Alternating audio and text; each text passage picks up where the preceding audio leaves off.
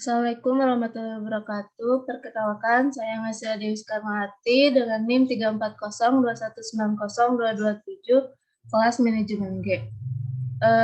Saya di sini akan menjelaskan tentang standar operasional prosedur atau SOP yang merupakan salah satu mata kuliah dari sistem informasi manajemen. Selanjutnya yaitu pengertian standar operasional prosedur.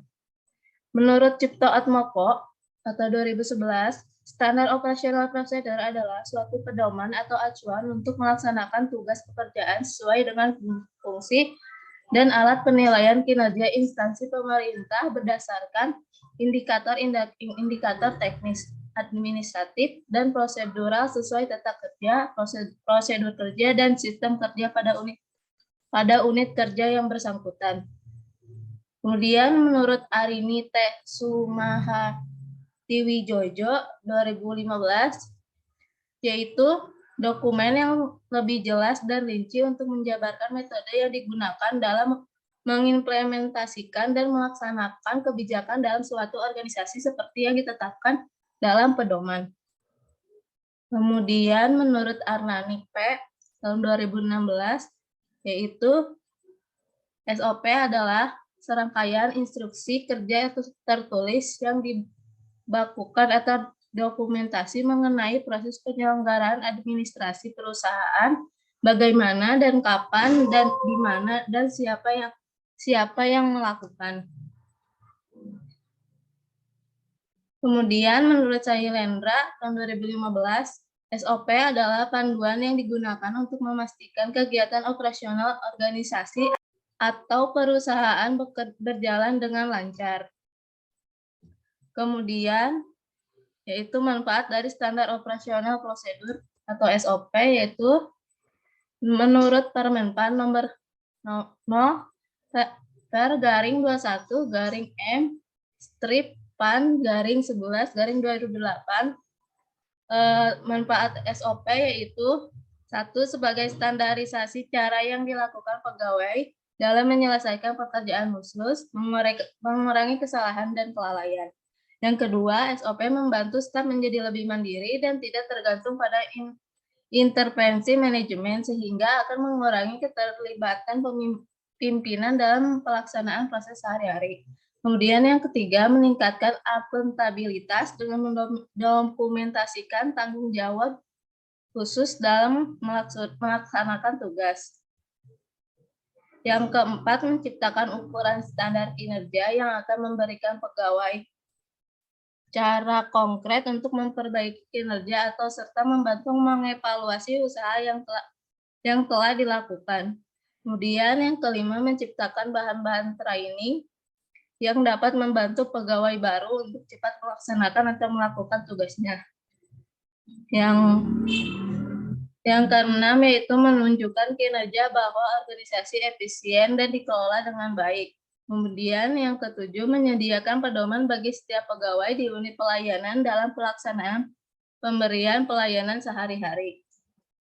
Yang kedelapan yaitu menghindari tumpang tindih pelaksanaan tugas pemberian pelayanan.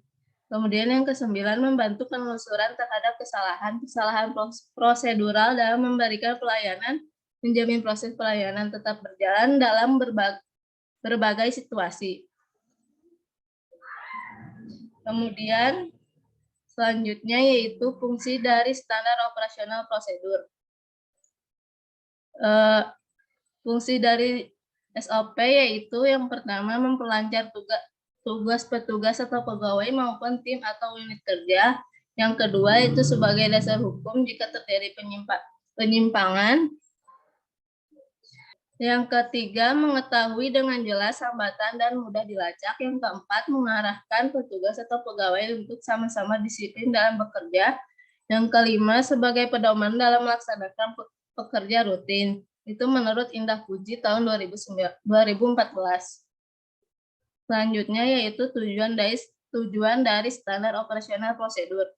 Menurut Arnani P. tahun 2016, tujuan SOP adalah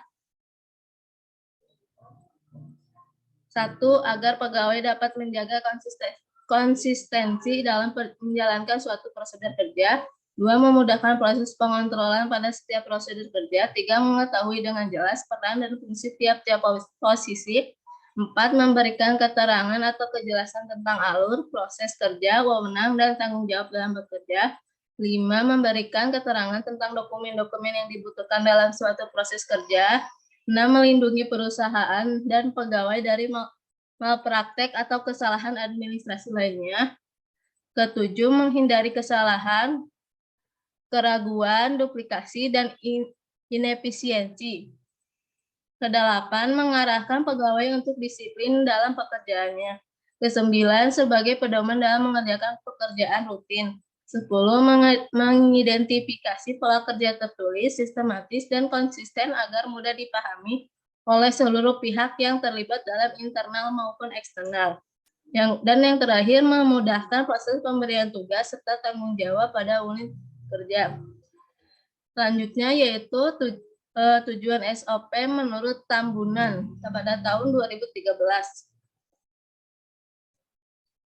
Yaitu pertama, menjamin terlaksananya kegiatan-kegiatan organisasi sesuai dengan kebijakan dan ketentuan organisasi secara efektif dan efisien. Yang kedua, menjamin keandalan pemprosesan dan produksi laporan yang dibutuhkan organisasi. Ketiga, menjamin kelancaran proses pengambilan keputusan organisasi secara efektif dan efisien. Keempat, menjamin terlaksananya aspek kontrol kegiatan yang dapat mencegah terjadinya penyelewengan maupun penggelapan oleh anggota organisasi maupun pihak-pihak lain. Selanjutnya, pentingnya standar operasional prosedur atau SOP dalam organisasi atau perusahaan, yaitu pertama, memetakan peran dan posisi masing-masing orang dalam perusahaan. Kedua, memberikan kejelasan arah mengenai proses kerja dan tanggung jawab masing-masing individu. Ketiga, menjadi penjelas terkait hubungan antara masing-masing proses kerja. Keempat, menjaga konsistensi dalam menjalankan proses kerja dan setiap kegiatan operasional. Kelima, mengurangi kemungkinan terjadinya kesalahan dalam melakukan proses kerja karena memudahkan evaluasi dari setiap proses kerja yang terjadi. Kemudian, arti dan lambang flowchart dalam membuat standar operasional prosedur. Lambang pertama yaitu flow direction symbol, yaitu simbol yang digunakan untuk menghubungkan antara simbol yang satu dengan simbol lainnya. Simbol ini disebut dengan connecting line. Kemudian yang kedua yaitu terminator simbol, yaitu simbol untuk melakukan start atau akhir dari suatu kegiatan. Yang ketiga yaitu konektor simbol, yaitu simbol untuk keluar masuk atau penyambungan proses dalam lembar atau halaman yang sama. Yang selanjutnya yaitu konektor simbol, yaitu simbol untuk keluar masuk atau penyambungan proses pada lembar atau halaman yang berbeda. Selanjutnya, processing simbol, simbol yang menunjukkan pengolahan yang dilakukan oleh komputer. Kemudian, simbol manual operation, yaitu simbol yang menunjukkan pengolahan yang tidak dilakukan oleh komputer. Simbol decision, yaitu simbol pemilihan proses berdasarkan kondisi yang ada. Kemudian, simbol input atau input-output, yaitu simbol yang menyatakan proses input dan output tanpa tergantung dengan jenis peralatannya. Kemudian, simbol dokumen, yaitu simbol yang menyatakan input berasal dari dokumen dalam bentuk kertas atau output dicetak ke kertas. Selanjutnya, simbol pushcard, simbol yang menyatakan bahwa input berasal dari kartu atau output ditulis di kartu. Kemudian, simbol magnetic tape unit, yaitu simbol yang menyatakan input berasal dari pita magnetik atau output disimpan di pita magnetik. Selanjutnya, simbol disk atau online storage, yaitu simbol yang menyatakan input yang berasal dari disk atau disimpan ke disk. Simbol display, yaitu simbol yang menyatakan peralatan Output yang digunakan yaitu layar, plotter, printer, dan sebagainya. Simbol predefined proses, yaitu simbol untuk pelaksanaan suatu bagian atau subprogram atau prosedur. Kemudian simbol preparation, yaitu simbol untuk mempersiapkan penyimpanan yang akan digunakan sebagai tempat pengolahan di dalam storage. Dan yang terakhir, simbol manual input, yaitu simbol untuk memasukkan dana secara manual. Dan ini ada beberapa contoh standar operasional prosedur. Yang pertama, izin SOP dari izin usaha pengolahan hasil ternak. Kemudian SOP pelayanan kesehatan hewan di UPTD Puskeswan.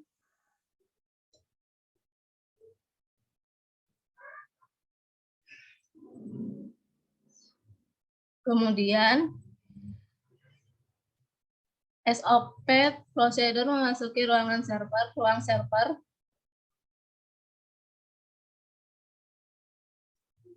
Kemudian SOP dari pengajuan pinjaman alat berat. Dan yang terakhir yaitu SOP operasional prosedur. Standar operasional prosedur dari persetujuan proposal dari daerah.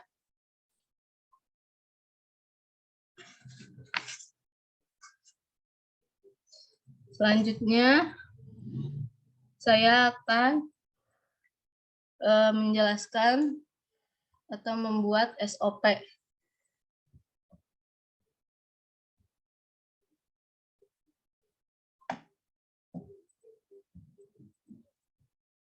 Di sini terdapat sebuah PT, yaitu nama organisasi Albert Pratama. Ini yaitu standar operasional prosedur pengajuan peminjaman alat berat. Di sini kegiatannya yaitu pertama, menerima surat permohonan pinjam pakai alat berat yang dikirimkan melalui bagian tata usaha dan mendisposisikan ke kabin pemeliharaan. Kita gambar dulu lambang dari flowchart-nya.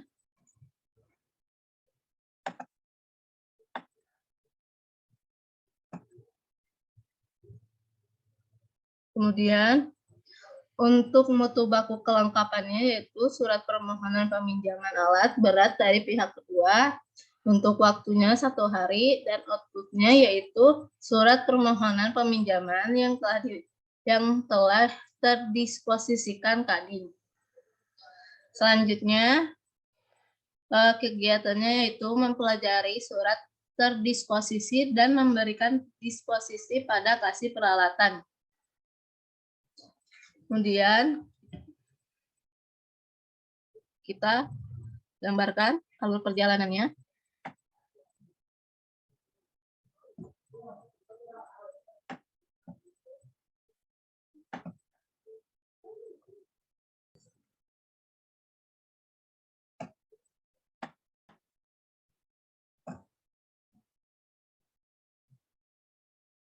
Kemudian setelah itu kelengkapannya yaitu surat permohonan peminjaman yang telah terdisposisikan oleh Kadin, kemudian untuk waktunya 1 hari, kemudian outputnya yaitu surat permohonan peminjaman yang telah terdisposisikan Kadin dan Kabid. Selanjutnya, kegiatannya yaitu mempelajari surat terdisposisi dan memerintahkan pelaksanaan kegiatan pinjam pakai alat berat ke bagian peralatan dan bengkel. Maka pelaksananya kita ke kasih pelaksana. Kita gambarkan alurnya.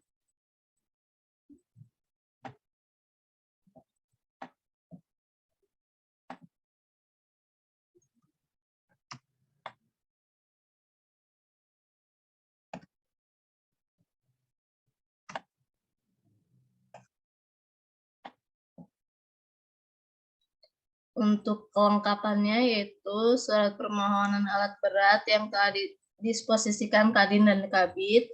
Untuk waktunya 15 menit dan untuk outputnya yaitu perintah proses pelaksanaan kegiatan ke bagian peralatan dan bengkel. Selanjutnya, kegiatan 4,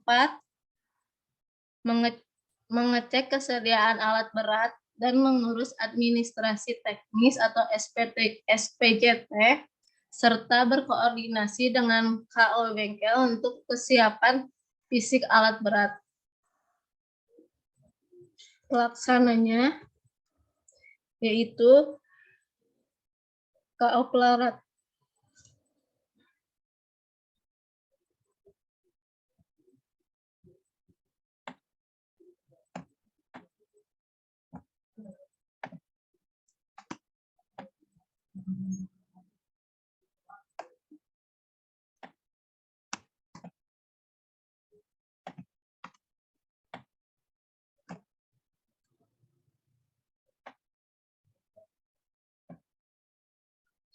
Untuk kelengkapannya yaitu alat berat dan kendaraan operasional yang digunakan, persiapan surat jalan tugas untuk waktunya 15 menit, dan untuk outputnya yaitu jawaban ketersediaan alat berat.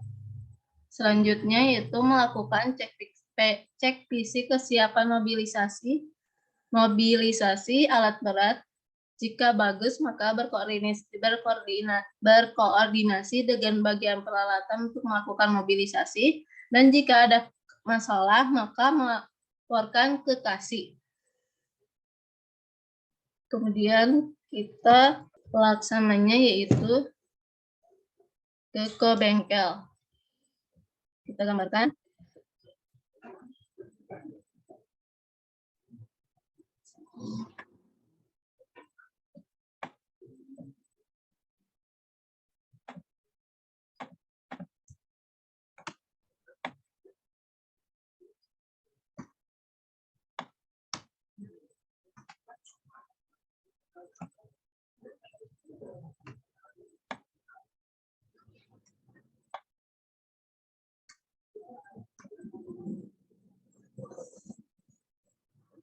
Dan jika ada masalah, maka kembali melapor ke KASI.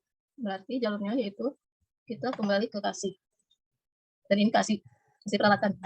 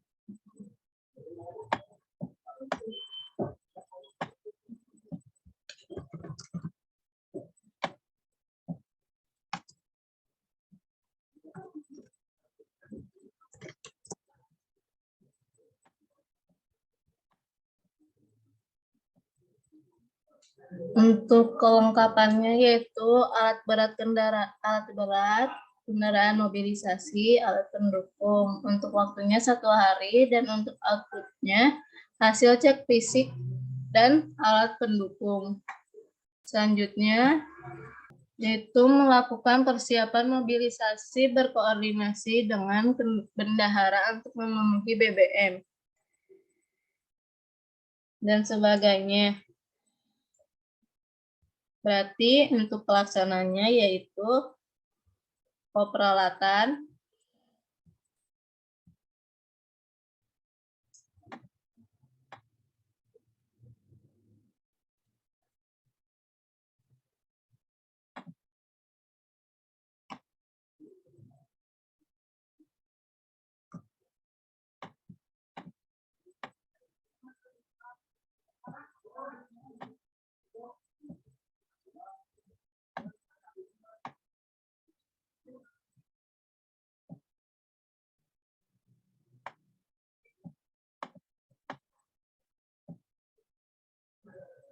kemudian untuk kelengkapannya itu alat berat siap pakai, surat permintaan BBM, transport, dan honor pengemudi, dan untuk waktunya 30 menit. Kemudian yang kegiatan ketujuh, memenuhi kebutuhan operasional alat dan melaporkan ke kasih. Berarti untuk pelaksananya yaitu kasih peralatan.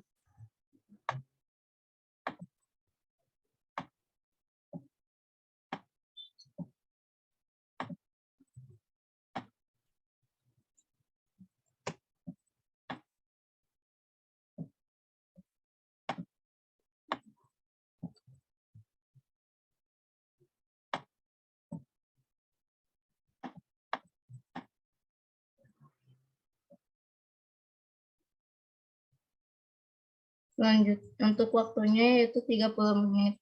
Selanjutnya yaitu yang terakhir, kegiatan terakhir, menandatangani surat jalan mobilisasi surat perjanjian pinjam pakai alat berat dengan pihak kedua dan alat berat siap untuk diberangkatkan, yaitu kabid. Dan ini adalah proses terakhir.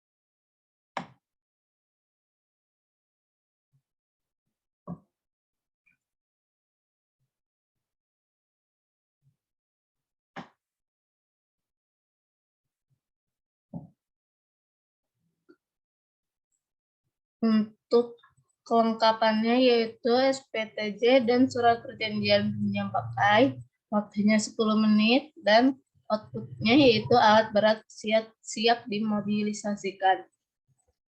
Ini adalah salah satu yang saya praktikkan. Kurang lebihnya terima kasih. Wassalamualaikum warahmatullahi wabarakatuh.